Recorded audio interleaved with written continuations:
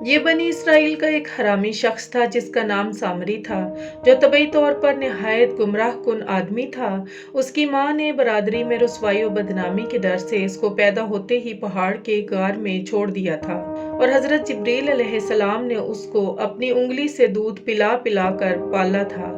اس لیے یہ حضرت جبریل علیہ السلام کو پہچانتا تھا۔ اس کا پورا نام موسیٰ سامری ہے، اور حضرت موسیٰ علیہ السلام کا نام بھی موسیٰ ہے۔ موسیٰ سامری کو حضرت جبریل علیہ السلام نے پالا تھا، اور حضرت موسیٰ علیہ السلام کی پرورش فرعون کے گھر میں ہوئی تھی۔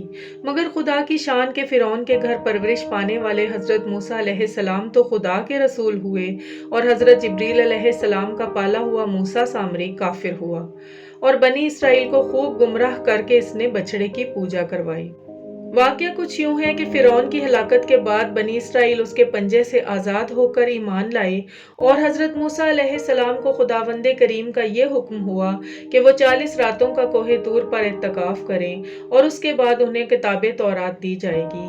چنانچہ حضرت موسیٰ علیہ السلام کوہ طور پر چلے گئے اور بنی اسرائیل کو اپنے بھائی حضرت ہارون علیہ السلام کے سپرد کر دیا۔ آپ 40 دن تک دن بھر روزہ دار رہ کر ساری رات عبادت میں مشغول رہتے تھے۔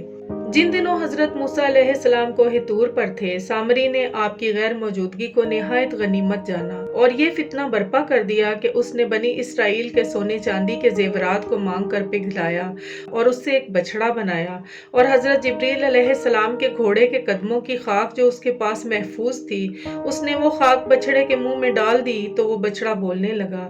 پھر سامری نے بنی اسرائیل سے یہ کہا کہ اے میری قوم، حضرت موسیٰ علیہ السلام کوہ طور پر خدا کے دیدار کے لیے تشریف لے گئے ہیں، حالانکہ تمہارا خدا تو یہی بچڑا ہے، لہٰذا تم لوگ اسی کی عبادت کرو۔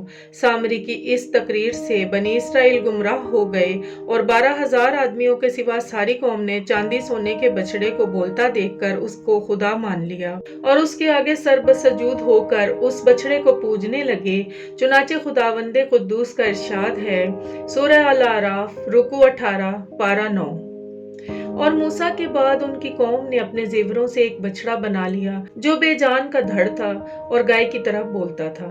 جب 40 دنوں کے بعد حضرت موسیٰ علیہ السلام خدا سے ہم کلام ہو کر اور تورات شریف ساتھ میں لے کر بستی میں تشریف لائے اور قوم کو بچڑا پوجتے ہوئے دیکھا تو آپ پر بے حد غضب و جلال طاری ہو گیا۔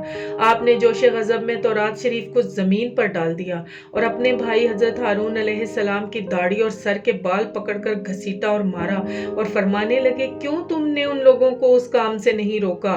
حضرت ہارون علیہ السلام معذرت کرنے لگے، جیسا کہ قرآن مجید میں ہے، سورہ الاعراف رکوع 18۔ حضرت ہارون نے کہا کہ اے میری ماں کے بیٹے، قوم نے مجھے کمزور سمجھا اور قریب تھا کہ وہ مجھے مار ڈالیں، تو آپ مجھ پر دشمنوں کو ہنسنے کا موقع نہ دیں اور مجھے ظالموں میں نہ ملائیں۔ حضرت ہارون علیہ السلام کی معذرت سن کر حضرت موسیٰ علیہ السلام کا غصہ ٹھنڈا ہوا۔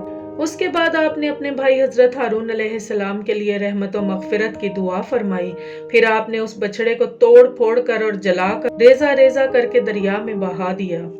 ناظرین، یہ تھا اسلامی سمپل کی جانب سے اسلام کہانیوں کے سلسلے کا ایک اور خوبصورت قصہ۔ قرآن کہانیاں سنتے رہیے اور سبق حاصل کرتے رہیے۔ اسلام از سمپل کو سبسکرائب کیجیے۔ دعائیں چاہتے ہیں۔ اللہ حافظ۔ السلام علیکم ورحمۃ اللہ وبرکاتہ۔ مصطفیٰ جان رحمت پہ لاکھوں سلام، لاکھوں سلام، لاکھوں سلام۔ عرش تا فرش ہے جس کے زیر نگی۔ اللہم صل علی محمد وعلی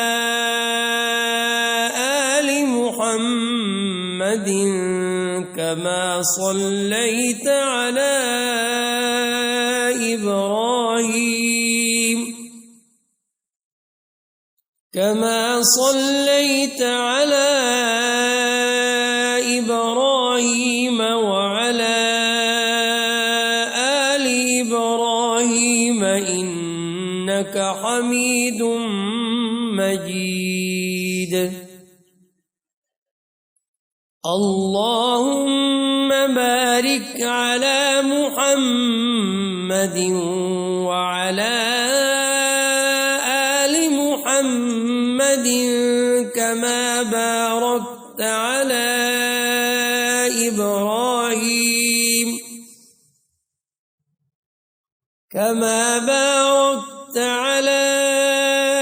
إبراهيم وعلى آل إبراهيم إنك حميد مجيد.